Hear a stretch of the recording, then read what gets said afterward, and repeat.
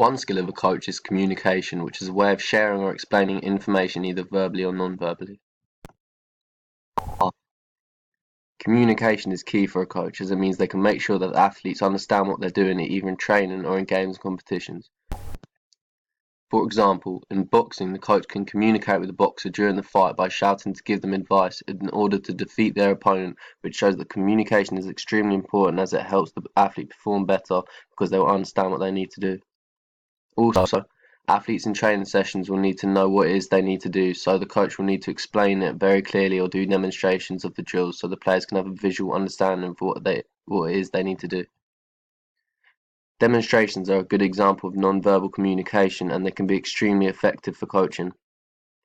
Using technical language of players would be effective with more elite players at a high ability, but it would be ineffective if coach did this with beginners as they may not understand what it means. Praise is another important thing that can be achieved by communication. All coaches should do this with their players. This can be done either verbally or non-verbally. For example, a coach could tell one of their tennis players that the serves are getting a lot more accurate, which is verbal, or a netball coach could give players a thumbs up or a pat on the back to show praise, which is non-verbal. Both of these are used by coaches as it means that the players feel happier and more motivated, as it will mean they know they have done something well and it will give them more encouragement to try and improve and even more in order to impress their coach again. Praise is a good way for coaches to keep players determined and is a good use of communication. Whilst communicating with athletes, the coach needs to take into account the volume at which they are speaking, depending on certain factors.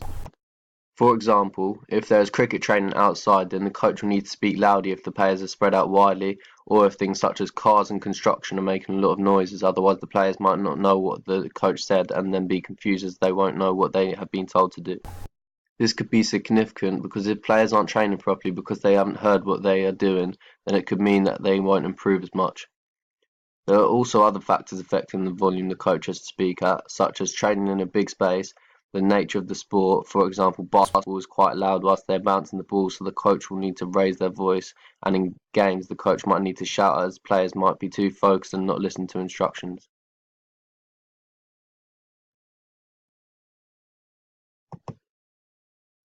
The next skill is organisation.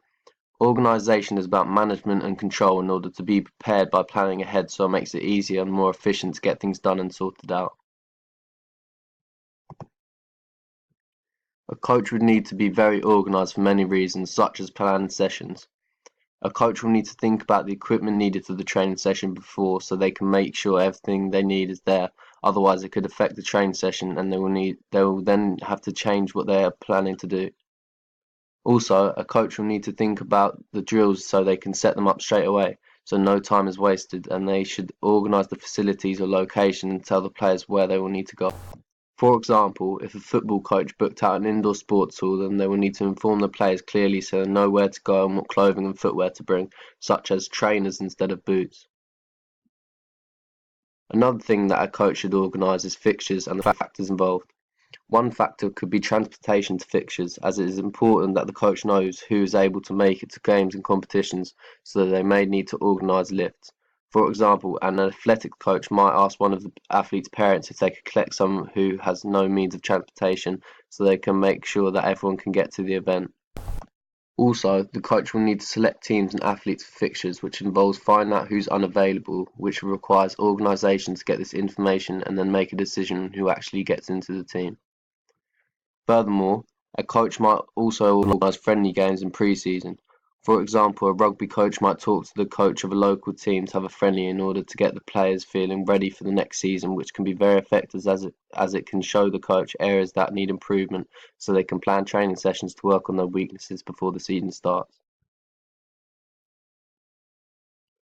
Finally, the coach will need to have emergency contacts for all the athletes to ensure that if something happens they can inform parents or whoever looks after the player.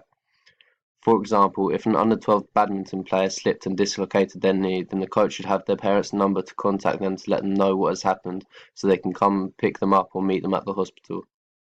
This involves good organisation as the coach needs to make sure that they have got everyone's emergency contact and must remember to bring it with them to training and fixtures.